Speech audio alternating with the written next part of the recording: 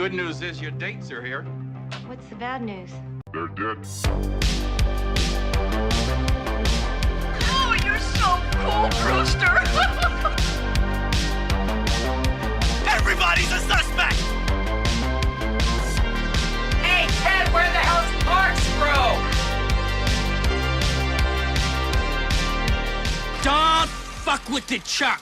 Welcome back to Toe Tag Reviews. I'm Chuck, and today we're going to be talking about Abigail, which was one of my favorite movies that came out this year. It was directed by the guys over at Radio Silence, Tyler Gillette and Matt Bettinelli-Olpin. It was distributed by Universal Pictures and made $42.4 million at the box office. Before we get started, please make sure that you are subscribed and that the bell notification is on.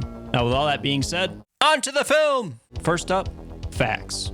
Kathryn Newton loved everything about her character and aspires to be her one day. Not really the criminal aspect part of it, but you get the gist. Melissa Barrera said that this was the bloodiest movie she's ever worked on, and it shows. There's absolutely no shortage of blood here. The cast and crew could not stop praising Alicia Ware as Abigail. They were really impressed by how sweet and delicate and innocent she is. Right when they say action, she shuts it all off. A true talent, and I cannot wait to see what's in store for her in the future. Next up, plot.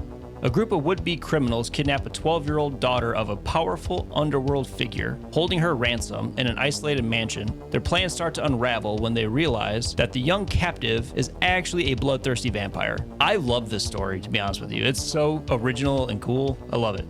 Next up, characters.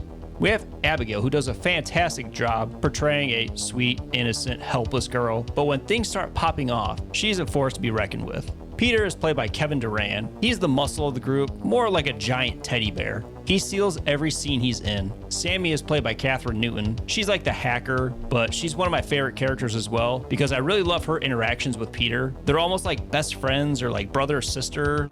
You're my friend. Just their relationship, it's very fun to watch. Joey is played by Melissa Barrera, a returning favorite for the Radio Silence team. Not only is she the final girl, but she's the one that has the best moral compass. Dean is played by Angus Cloud. He's probably my least favorite character, to be honest. He's the getaway driver, and he's very short-lived in this movie. Frank is played by the talented Dan Stevens, who's a literal turd in this movie. I mean, Frank is just a piece of shit, but he's also the leader of the pack. He does a great job playing a douche. Like, this character's pretty much insufferable. This guy just sucks. Get it? Because he's a vampire? You know, sucking blood. I quit. Lastly, we have Rickles, who is played by Will Catlett. He doesn't trust anybody besides Joey, and I like that. They at least have someone that they can rely on. We find out later on that Joey and him are both ex-military, and that's why they have that bond, that trust. Next up, kills. The kills are great in this movie, but the VHS rewind is the death of Frank. Not only is he a complete piece of shit, but this scene was a complete bloodbath, and it was also well-deserved. Next up, scare factor, 2 out of 5. I wouldn't necessarily say it's scary by any means. There's a couple good suspenseful moments. Even like the jump scares are pretty lackluster. That's probably the only fault it does have. Next up, replay value. This movie is a blast from start to finish. It has great blood, great humor, awesome atmosphere, and what I really like is that it's at one setting. I know a lot of people can't really get behind that. Personally, I like that idea. I like the isolation aspect because it just adds another level of terror. And lastly, toe tag score.